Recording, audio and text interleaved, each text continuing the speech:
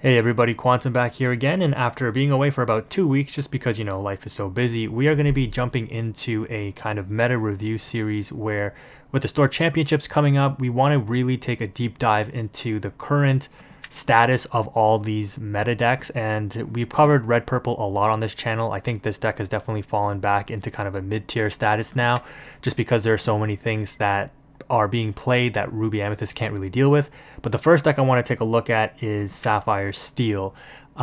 This deck has gone through a number of evolutions. Obviously, the big Sapphire Steel deck that kind of made the first splash was Moyen's second place list, and then we saw a Sapphire Steel win the next Thea Bestie tournament. And there's another one happening today, March the 30th. But what I want to do, like I said, is kind of just quickly go over this deck list and then show you a couple of matches with it, because this deck is definitely contending for being one of the best decks in the format, but that being said, it's extremely hard to play in my opinion. And in Lorcana, we still have the huge problem of whoever goes first has a tremendous advantage. Now, as I understand it, the way that the competitive official matches are going to go, it's going to be best of two, and it's not going to be based on win-loss records. It's going to be based on like a point system where if you win game one, you get 1 point. If you win game two, you get 1.5 points. So if you're going up against your opponent, they win the dice roll, they opt to go first on game one, they win it, then you opt to go first on game two, and you win that, you actually come out ahead with 1.5 points. And I think that's actually an interesting system, but that whole concept is for another video. But the reason why Sapphire Steel is in a position that it is in is because I think that this deck is one of the decks that could struggle on the play and or on the draw, because you are essentially hoping to reset tempo with a whole new world if you're on the draw, and if you're on the play, you're hoping to curve out nicely with your 1, 2, 3 drops here, your 3 drop being likely Fishbone, Quill, or Mickey Mouse. We are seeing, as I kind of predicted weeks ago, the reintroduction of Benja and now also Beast hard-headed in order to deal with items. Locations have kind of dropped out of the meta a little bit. You can see here that we've opted not to play the McDuck Manors anymore. They just are a little slow, and the format has gotten a bit faster. And even in red purple, you've seen people scale back on gyms or cut them completely, and on the Queen's Castle as well. So this deck list, we've got 3 Develop Your Brains, 4 Popsicle, and 4 Captain Hook for a total of 11 1-drops. I've talked about this before, I think, in Blue Steel, where one of the deficiencies, in my opinion, is that you don't really have a solid turn 2 play if you don't draw or mulligan into your Mr. Smee. Now, dropping a Captain Hook turn 1 and Mr. Smee turn 2 is like one of the best turn 1s and turn 2 in the entire game, in my opinion, just because we've already talked about how Mr. Smee, an overstated body at 3/3 for 2, getting the synergy with Captain Hook is just really, really strong. But most likely on turn 2, if you don't have that drop, you are actually playing another 1-cost card, because you have so many on turn 2, which isn't necessarily the worst. At least you're getting some value on turn 2, but it's not really the best either, because you're not really developing anything. Like if you play a Captain Hook on turn 1, then you have to play a Popsicle and that's it, or Develop Your Brain and that's it on turn 2. You don't really develop anything on your board. You're setting up your hand for, further down the road, but your opponent is likely developing turn 1, turn 2, right? If they're not, if they're on a more aggressive deck, and that's where this deck can fall down. So I've actually opted to include 2 copies of Cogsworth, Talking Clock, and I really thought about this for a while. And the reason I like this in the 2-drop slot is because, yes, it gives you a little bit of a higher chance to open some kind of 2-drop that you can drop on the board, but a 2/3 body isn't necessarily the worst. And Cogsworth, the 5-drop, being able to shift the next turn on turn 3 so that you can do things like sing Grab Your Swords, sing A Whole New World, sing and then along came Zeus, is actually really strong in my opinion, because we know, right, that Cogsworth is such an insanely powerful card against other steel decks which are running rampant in the meta, right? This thing like single-handedly destroys Amber Steel Song. It does really well in the mirror match. Obviously, whoever has this up first can basically play around all of the removal that the opposing character will, or opposing opponent will have. And against the Amethyst Steel, I don't think they really have a way to out this, because they can't tap it down. They can't target it with any damage spells, and then like their own Tinkerbells, their own Zeuses and stuff deal reduced damage. Especially if you get 2 of these up, it's basically GG's at that point. And then what's the other one? Emerald Steel. I mean, you don't really see that too much, but that's another deck that just can't deal with Cogsworth, right? What do they have that'll deal with it? Nothing. They need to have Morph, shift into Cinderella, play a song, and then Cinderella attack the readied Cogsworth. That's the only way they can deal with that. And if you watch this video to the end, we actually have a match that showcases somebody doing that against me. That's how threatening Cogsworth is. They expended every single resource to out my readied Cogsworth because they knew how like they couldn't win the game if this stayed up on the board. In the 3-drop slot, we continue on with the 4 Fishbone Quill. We've reduced the Mickeys to 2. Again, just because you have alternative turn 3 plays when you're playing the 2-drop Cogsworth, being able to shift the big Cogsworth on turn 3, you don't necessarily have to rely on Mickey coming down and or a Fishbone Quill. Yes, it's not as favorable in terms of ramping up your ink, but you're still getting the value off of the shift and then being able to sing on turn 3 if you need to, right? So there's still a lot of value there. And it's just a little bit better because of the turn 3 instead of the turn 4 on the shift for Tinkerbell, because I remember in set 2 I was playing the 3-drop Tinkerbell because I just saw a lot of value in being able to shift Tink and then just swing in with it right away or sing with it right away. Like, that is still a very strong play in my opinion. I think small Tink is a little undervalued, but I do like putting the 2-drop Cogsworth in here. Such a small detail, but I really do think it makes a huge difference. In the also in the 3-drop slot, sorry, we're also playing Benja instead of Rise of the Titans. And again, I've already kind of talked about this a lot 2 weeks ago, and it's interesting to see that the metagame actually kind of developed this way. At least I'm pretty sure it has, but I guess we'll see because there's another big tournament today. We'll see what ends up topping. But the Benja just represents way more value. Being a 2/3 body for 3 that quest for 2 is just insanely powerful, right? It was really good in set 2, and it's very good in set 3. Like, you drop this against anything, you out their item and you have a body on board that quest for 2. That's just like pure advantage. Like, you can swing tempo with this card single-handedly, right? It's really, really good. And because, you know, the Ruby Sapphire deck is, you know, one of the decks that really counters Sapphire Steel, having this to disrupt their tempo can really help you just gain that little bit of edge that you need in order to win the game. Not to mention in the late game, being able to out a Lucky Dime with this thing is insane as well. So yeah, the 3-drop slot, you know, I would like to play 4, but 3 is good too. Against Amber Steel Song, their only real win condition against you is like racing you with flutes. And as soon as you start dropping these and outing the flutes, their game plan, like, there's almost nothing that they can do to win the game. In the 4-drop slot, we are still playing the 4 Hiram, of course. That is actually your primary draw engine, believe it or not. And we're also playing 3 copies of Along Came Zeus.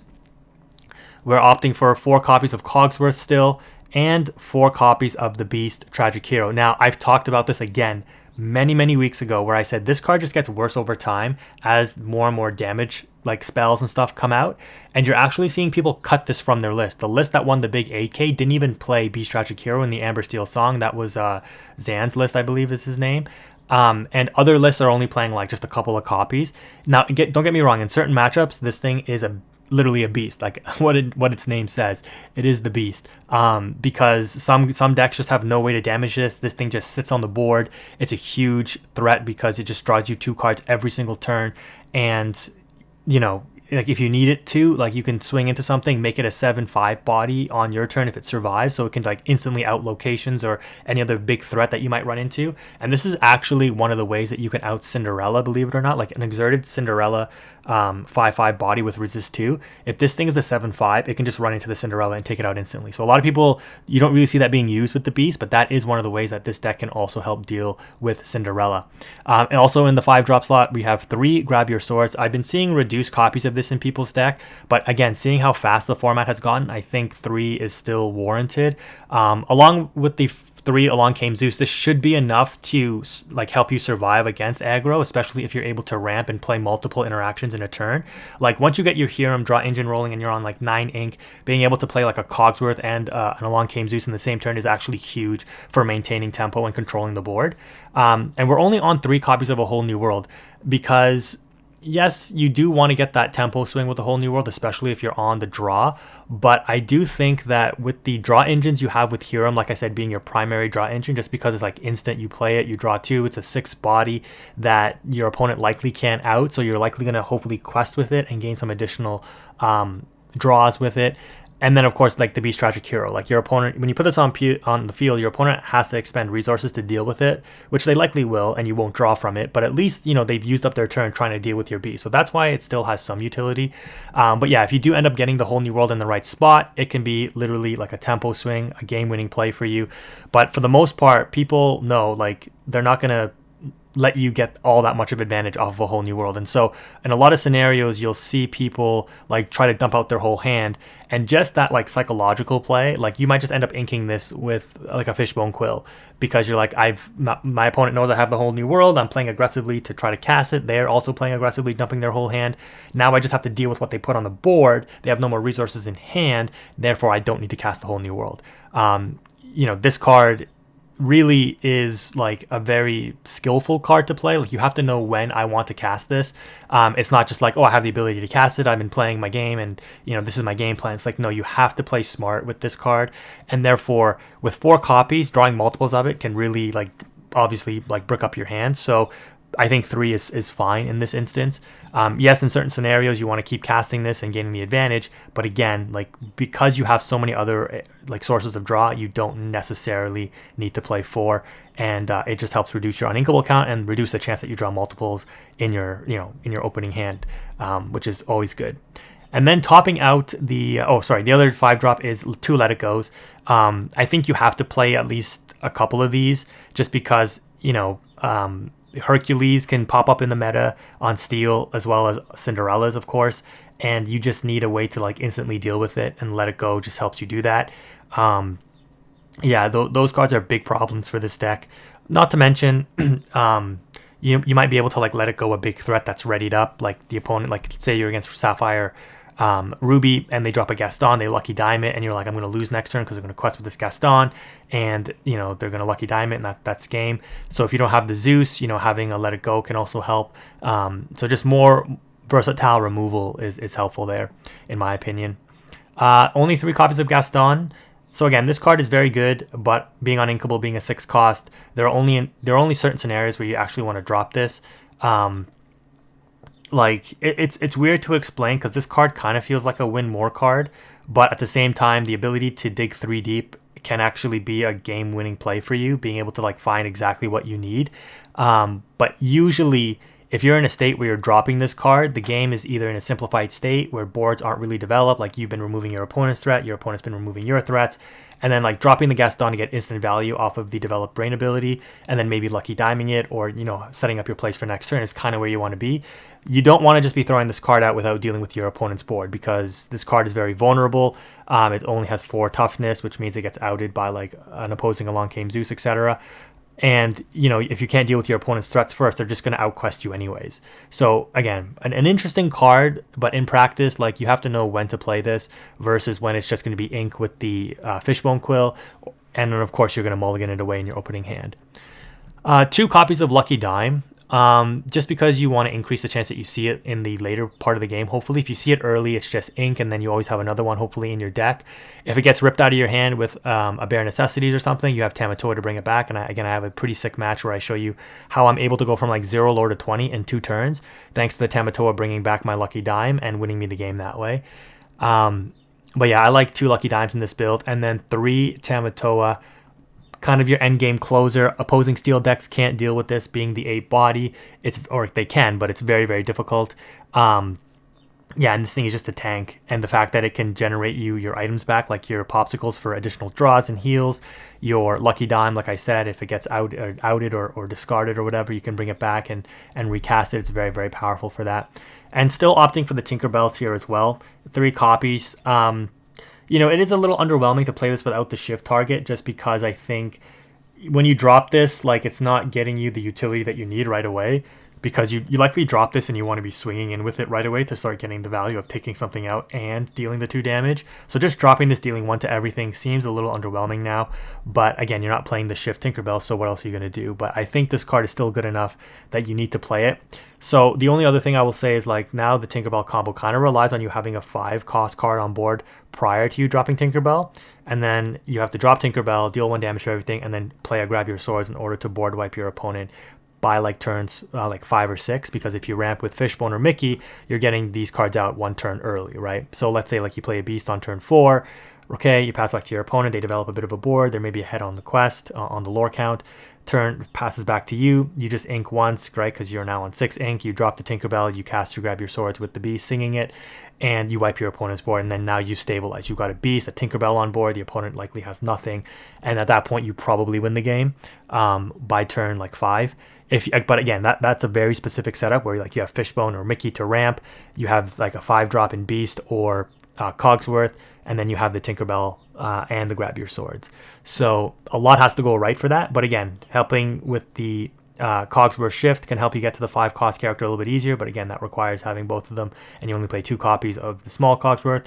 So again, there's a lot of like different dynamics, but this being kind of a deck that relies on certain draws and combos does make it a little weak and less consistent. That being said, though, when you do curve out properly and in the right hands of a skilled pilot, this deck is very, very strong and almost unbeatable if you get the right curve, because you can beat aggro because you're steel, right? And you have all the necessary tools to slow them down where until you develop your game and they just can't do anything. And against the other like tempo based like lore decks like Sapphire Ruby, like Ruby Amethyst, you can hopefully control the board enough that once you get to the late game, you can play through the Be Prepares and stuff and still go for game, especially with the Lucky Dime, since Ruby Amethyst has no way to deal with it. And if Sapphire Ruby plays Judy Hopps, right, it's not really the best thing to do, right, to spend your turn outing a Lucky Dime that way, but it is one of the ways that they can deal with it. So yeah, that's how I built this list. I don't know, probably over 10 minutes already, but let's go ahead and jump into some matches and we'll see how Sapphire Steel performs.